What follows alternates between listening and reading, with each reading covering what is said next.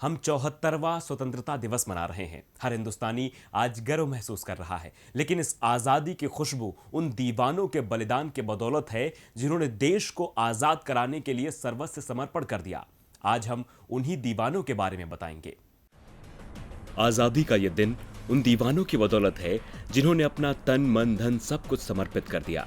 उनके ऊपर सिर्फ एक ही धुन सवार थी, भारत को अंग्रेजों से आजाद कराना। उन तरुणों की तरुणाई अगर मोहब्बत में मुब्तला हुई थी तो सिर्फ अपनी मातृभूमि की मोहब्बत में। और सच्चे मायनों में जंगे आजादी के इन्हीं दीवानों ने मोहब्बत की।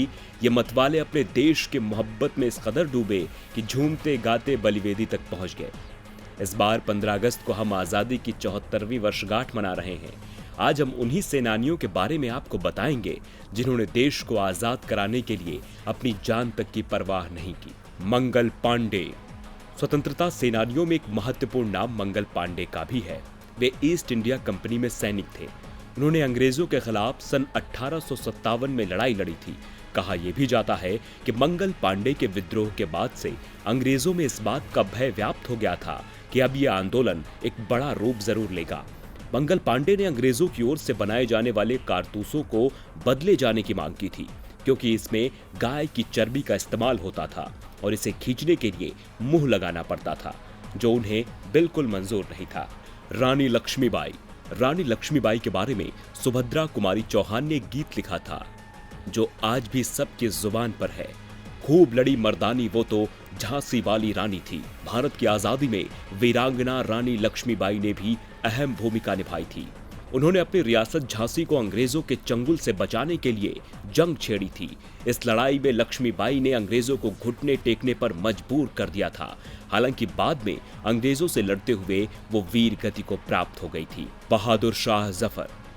इनके बारे में एक कहानी प्रचलित है कि एक बार इनसे एक अंग्रेज ने शायरी के अंदाज में कहा था कि दम दमे में दम नहीं, अब खैर मांगो जान की, ऐ जफर ठंडी हुई शमशीर हिंदुस्तान की।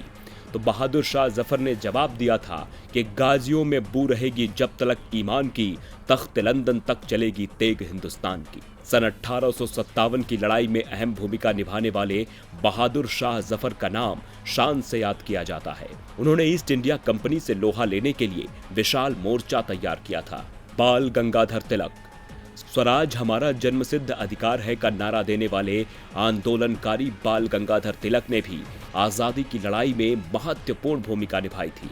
उन्होंने पूरे भारत में घूम घूम कर अंग्रेजों के खिलाफ रणनीति तैयार की थी। महात्मा गांधी।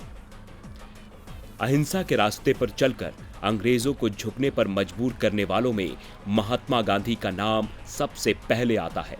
उन्होंने सत्य और अहिंसा के साथ आंदोलन करके भारत को आजादी दिलाने में महत्वपूर्ण भूमिका निभाई थी। उन्होंने सत्य और अहिंसा के साथ आंदोलन करके भारत को आजादी दिलाने में महत्वपूर्ण भूमिका निभाई थी। अंग्रेजों की ओर से नमक पर टैक्स लगाए जाने के विरोध में गांधी जी की ओर से शुरू किया गया दांडी मार्च बेहद सफल साबित हुआ था। इसके अलावा उन्होंने समाज के कुरीतियों को खत्म करने की भी पुरजोर कोशिश की थी। सरदार भगत सिंह। अपने जज्बे और जोश से अंग्रेजों को भारत की असली ताकत से रूबरू कराने में शहीद आजम भगत सिंह ने भी बड़ी भूमिका निभाई थी। उन्होंने अपने चाचा के साथ आजादी की लड़ाई में कदम रखा था। चंद्रशेखर आजाद और पार्टी के अन्य सदस्यों के साथ मिलकर इन्होंने देश की आजादी के लिए ब्रिटिश सरकार का मुकाबला किया। पहले लाहौर में सैंडर्स की हत्या और उसके बाद दिल्ली की केंद्रीय संसद में बम विस्फोट करके ब्रिटिश साम्राज्य के विरुद्ध खुले विद्रोह को बुलंदी प्रदान की। इन्होंने असेंबली में बम फेंककर भी भागने से मना कर दिया, जिसके बाद 23 मार्च 1931 को भगत सिंह ने अपने दो साथियों राजगुरु और सुखदेव के साथ शहादत दी। नेताजी सुभाष चंद्र बोस। आजादी की लड़ाई को आगे बढ़ाने में नेताजी सुभाष चंद्र बोस का भी बड़ा योगदान है। उन्होंने भारतीय कांग्रेस ज्वाइन करके सविनय अवज्ञा आंदोलन में अपनी हिस्सेदारी निभाई थी। नेताजी ने बाद में आजाद हिंद फौज का नेतृत्व किया, जिसकी सहायता से उन्होंने देश को आजाद कराने की कोशिश की। अशफाक उल्लाह खां। क्रांतिकारी अशफाक उल्लाह खां को उनके तेज तर्रार अंदाज के लिए जाना जाता है। वे उग्र विचारधारा के थे। उन्होंने काकोरी कांड में महत्वपूर्ण भूमिका निभाई थी। उन्होंने अपने साथियों के साथ मिलकर ट्रेन से अंग्रेजों का खजाना लूटा था। चंद्रशेखर आजाद। जलियांवाला बाग कांड के बाद सारे बड़े क्रांतिकारी प्रोटेस्ट पर उतर आए थे। चंद्रशेखर ऐसे ही किसी प्रोटेस्ट का हिस्सा बने थे जिसमें अंग्रेजों ने उन्हें अरेस्ट कर लिया। उस वक्त वो केवल 16 साल के थे। कोर्ट पे पेशी हुई। मजिस्ट्रेट ने जब नाम, पता और पिता का नाम पूछा तो चंद्रशेखर ने जवाब में कहा, मेरा नाम आजाद है, पिता का नाम स्वतंत्र और पता जेल है।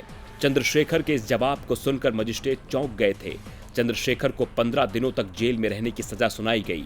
चंद्रशेखर आजाद बचपन से ही देश के लिए समर्पण की भावना लिए घूम रहे थे और भगत सिंह के साथ मिलकर देश को आजाद कराने में अपनी भूमिका अदा की। आजादी के दीवाने इन सिपाहियों की यादों के साथ एक सवाल भी आपके लिए छोड़े जाते हैं। आपने इतने क्रांतिकारियों के बलिदान की कहानी सुनी और पढ़ी होगी। हमने भी आपको उन्हीं में से कुछ के बारे में बताया, लेकिन तब और अब की स्थितियों में बड़ा बदलाव हो गया है। हमारे हाथ लगी तो सिर्फ उन क्रांतिकारियों की खाक, और सच तो यह है कि हमने भी उनकी खाक को खाक ही समझा और खाक में ही मिला भी दिया। बेहतर होता कि अगर उनके बाद की हर पीढ़ी उनकी खाक को चंदन समझकर मस्तक पर सजाती तो आज हमारे युवाओं की तरुणाई कुछ और ही कहानी कह रही होती। तमाम अव्यवस्थाओं और विसंगतियों में फंसे इस देश का रुतबा कुछ और ही होता।